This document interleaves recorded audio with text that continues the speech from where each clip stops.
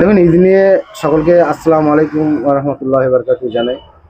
ঈদের বার্তা বলতে আপনারা জানেন যে ১ মাস ধরে গোটা বিশ্বব্যাপী সিয়াম বা রোজা রাখে ত্যাগ তিতিকার মাধ্যম দিয়ে। তো সেই রমজান আমাদের কাছ থেকে বিদায় নিয়েছে। আগামীকাল অর্থাৎ সোমবার ঈদ উদযাপন হবে, ঈদ পালিত হবে। তাই সমস্ত আপামর জনসাধারণকে পশ্চিমবঙ্গ তথা ভারতবর্ষের সমস্ত সম্প্রদায়ের মানুষকে জাতি বর্ণ নির্বিশেষে ঈদের শুভেচ্ছা বার্তা জানাই।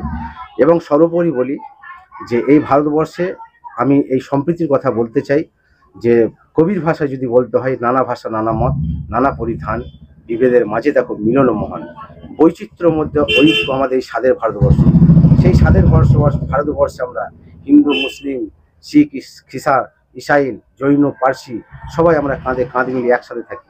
সবার যখন আসন্ন যে আপনার পূজা হয়, যে দুর্গা পূজা হয়, যখন আমরা মিলিত হয়, ঠিক তেমনি ঈদে আমরা সবাইকে, সমস্ত সম্প্রদায়ের মানুষকে আমরা বলবো যে একসাথে আমরা যেন এই ঈদকে উদযাপন করি। এবং সর্বোপরি বলি যে ভারতবর্ষ সম্প্রীতির দেশ, আমাদের ভালোবাসার দেশ। সেই ভালোবাসা অক্ষুণ্ণ রাখার জন্য সমস্ত সম্প্রদায়ের মানুষকে আহ্বান করব যে আপনারা এই ঈদেতে ভালোভাবে উদযাপন করুন, ঈদকে ভালোভাবে উপভোগ করুন। এবং সর্বোপরি মূল কথা যে মানবতায়, হিউম্যানিটি, মানবতা হচ্ছে প্রকৃত গন্তব্যস্থল।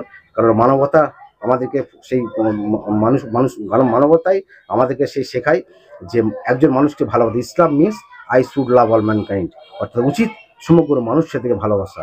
দ্য প্রফেট মোহাম্মদ সাল্লাল্লাহু আলাইহি ওয়াসাল্লাম উনি ওটাই শিখেছেন। তাই আমি আরামবাগের জামাত ইসলামী হিন্দের পক্ষ থেকে আমি সর্বোপরি সকলকে ঈদের শুভেচ্ছা জানাচ্ছি।